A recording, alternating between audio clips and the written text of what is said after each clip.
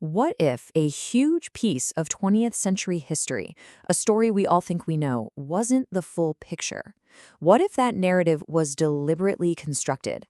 Today, we're going to break down the provocative arguments of a book that tries to turn that history completely on its head. All right, so the book we're diving into is Khadir Salem's 2022 work, Israel, the Center of Superstition. Now, a quick heads up, our goal here is not to say whether he's right or wrong. We're simply here to unpack his thesis and lay out the arguments he presents, so you can see how he builds his case.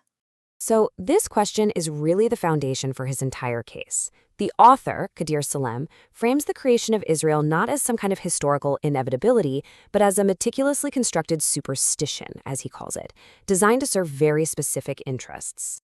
So how does Salem even begin to make this argument? Well, his first move is to try and deconstruct the official story that most of us are familiar with.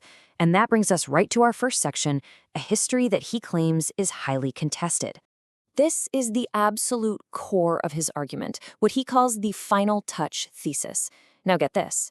He posits that World War II and the Holocaust weren't the cause for Israel's creation. Instead, he says they were the final push, the last necessary step in a much older plan. A tool, in his view, used to overcome opposition from within the Jewish community and compel people to migrate to Palestine. Okay, so let's dig a little deeper into this idea of World War II as the so-called final touch. And this is where you can really see the stark contrast in the two viewpoints. The mainstream view holds that the Holocaust created the moral and political imperative for a Jewish state, but Salem just completely inverts this. He argues the Holocaust wasn't the cause, but a pretext, a horrific tragedy that was expertly exploited to push a pre-existing colonial and financial agenda. Now, to support this claim, Salem quotes some pretty controversial figures, like the British journalist Douglas Reed. Reed's assertion, which Salem uses in his book, is that the 6 million number was essentially a propaganda figure, adopted without evidence to help justify the Zionist project. This is a central and, needless to say, a highly contentious piece of Salem's argument. So if Salem is dismissing the humanitarian narrative as just a pretext, what does he argue were the real motives? Well, this question takes us right to the core of his geopolitical argument. This brings us to Section 3, the strategic calculation. This is where Salem outlines what he sees as the true drivers behind the whole project: geopolitics and economics. Salem leans heavily on this quote from Nahum Goldman, who was a major leader in the Zionist movement. For Salem, this is kind of like the smoking gun. He presents it as proof that even the top leaders admitted the project was about cold, hard strategic realities. We're talking oil, regional dominance, and the great power competition between Russia and America.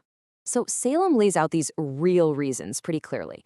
It was about controlling Middle Eastern oil, stopping Arab countries from uniting, and planting a Western-friendly state in a vital region. He also argues it was meant to let what he calls barons of finance profit from the conflict and instability, fundamentally changing the power dynamics after World War I. Now, this next part of Salem's argument is crucial, and honestly might be surprising to some. He claims that Zionism was actually deeply unpopular among many Jews themselves. This leads us to our fourth section: Voices of Jewish Dissent. He argues that far from being some unified movement, Zionism was initially a fringe idea.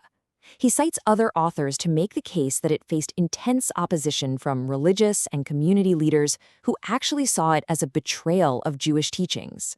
For instance, Salem points to this declaration from all the way back in 1885 from a group of American Reform rabbis. They explicitly rejected the idea of Jewish nationalism. They said, "We are a religious community, not a nation that needs a state." For Salem, this is clear proof of early organized opposition coming from within. And according to Salem, it wasn't just religious leaders. He also highlights prominent intellectuals. He points to Albert Einstein, noting that he advocated for cooperation with Arabs, and later, in 1948, became a pretty sharp critic of the new state's nationalist direction. And this internal criticism, Salem argues, has never really stopped. He uses a quote from Israeli professor Yeshayahu Leibowitz to show that even long after the state was founded, you had prominent Israeli voices condemning its actions as a betrayal of Jewish values. So, after arguing that the narrative was a pretext and that the movement faced major internal opposition, where does Salem's analysis lead? Well, that brings us to our final section, his proposed solution. After his whole deconstruction of the history, Salem's conclusion is very direct. He totally rejects the two-state framework. Instead, he calls for a single, secular state of Palestine, with Jerusalem as its capital, that would guarantee equal rights for all its people, no matter their ethnicity or religion. And that brings our look at this book to a close. You know, regardless of what you think of Khadir Salim's thesis, his work forces you to confront a really fundamental question.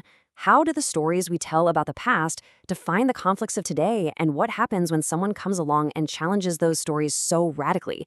It's definitely a question worth thinking about.